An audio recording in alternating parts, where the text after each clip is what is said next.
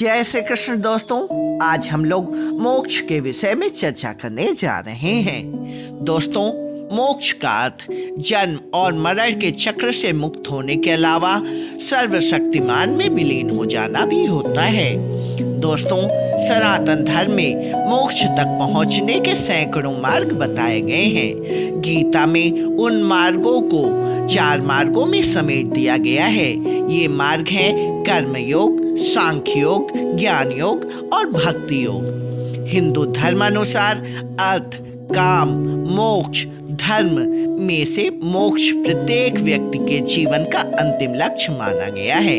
अधिकतर लोग अर्थ और काम में उलझकर ही मर जाते हैं। कभी जिंदा थे, मरते वक्त इस बात का पता चलता है। तो चलिए दोस्तों, आज हम लोग जानते हैं मोक्ष प्राप्त करने के उन 7 मार्गों के बारे में, जिनमें से किसी एक पर भी चलकर आपको मोक्ष की प्राप्ति हो सकती है। प्रत्येक व्यक्ति किसी न किसी प्रकार से मुक्ति चाहता है।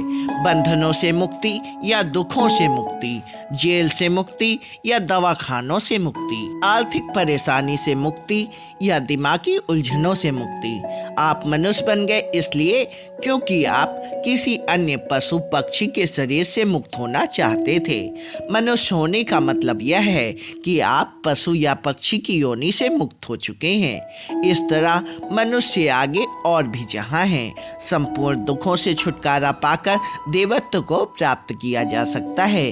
दोस्तों, यदि आप मुक्ति नहीं चाहते तो आपको दान, पुण्य, तीर्थ, क्रिया, कर्म, श्राद्ध आदि सभी धार्मिक कार्यों को छोड़ देना चाहिए। दोस्तों, मोक्ष प्राप्त करने के 7 मार्गों में से सबसे प्रथम आता है संध्या वंदन। 8 प्रहर की संधि में प्रातः, मध्य और संध्या काल की संध्या वंदन बहुत ही महत्वपूर्ण मानी जाती है। इसे त्रिकाल संध्या कहते हैं। संध्या वंदन ईश्वर या स्वयं से जुड़ने का वैदिक तरीका माना गया है। दूसरा साधन है भक्ति। भक्ति ही मुक्ति का एक मार्ग है। भक्ति भी कई प्रकार की होती है। इसमें श्रवण, भजन, कीर्तन, नाम जप, स्मरण, मंत्र जप, पाठ सेवन, अर्चन, वंदन, दास, शांख, पूजा, आरती, प्रार्थना आदि शामिल की जाती है। तीसरा साधन है योग।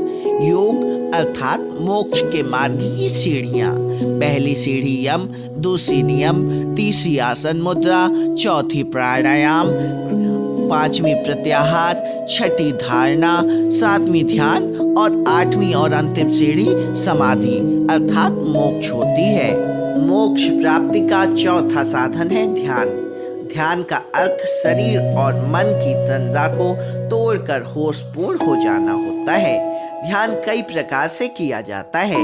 इसका उद्देश्य साक्षी भाव में स्थिर होकर मोक्ष को प्राप्त करना होता है। ध्यान जैसे जैसे गहराता है, व्यक्ति साक्षी भाव में स्थिर होने लगता है। दोस्तों, मोक्ष प्राप्ति का 5वां मार्ग है तंत्र। मोक्ष प्राप्ति का तांत्रिक मार्ग भी है। इसका अर्थ है कि किसी वस्तु को बलपूर्वक हासिल करना। तंत्र भोग से मोक्ष की ओर गमन करना होता है। इस मार्ग में कई तरह की साधनाओं का उल्लेख मिलता है। तंत्र मार्ग को वाम मार्ग भी कहते हैं। तंत्र का गलत अर्थों में प्रयोग नहीं करना चाहिए। दोस्तों, मोक्ष प्राप्ति का 6वां साधन है ज्ञान।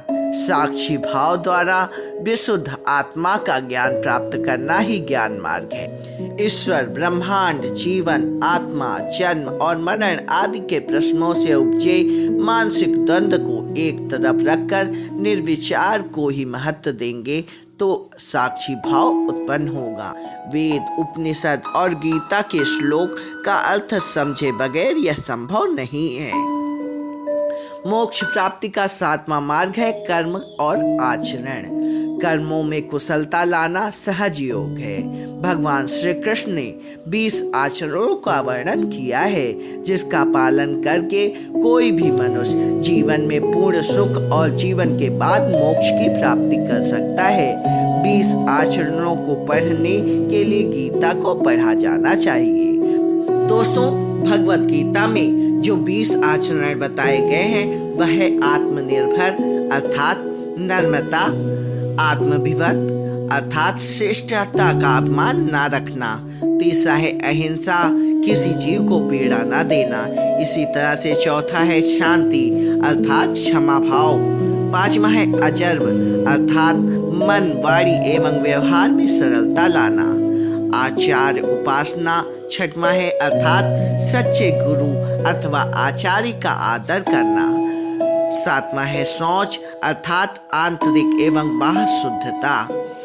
आठवां है स्थैर्य अर्थात धर्म के मार्ग पर सदा स्थिर रहना। नौवां है आत्मविग्रह अर्थात इंद्रियों को वश में करके अंतःकरण को शुद्ध करना। 10वां है वैराग्य इंद्रियार्थ अर्थात लोक और परलोक के संपूर्ण भोगों में आसक्ति न रखना। 11वां है अहंकारहीनता, झूठे भौतिक उपलब्धियों का अहंकार न रखना। 12वां है जन्म मरण जरा मृत्यु आदि का दुख दूसरे पे न डालना। 13वां है आसक्ति अर्थात सभी मनुष्यों के समान भाव रखना। 14वां है सांसारिक रिश्तों एवं पदार्थों से मोह न रखना। 15वां है समचित अर्थात सुख दुख लाभ हानि को समान भाव से देखना।